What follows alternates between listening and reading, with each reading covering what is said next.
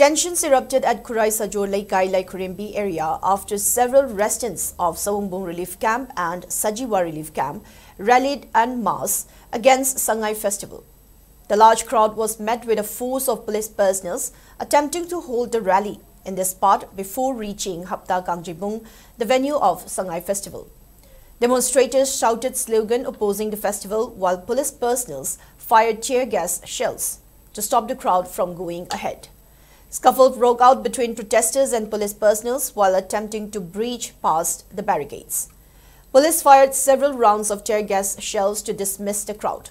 Following the scuffle, large numbers of police commando, BSF and Assam rifles were positioned in place and managed to contain the agitation.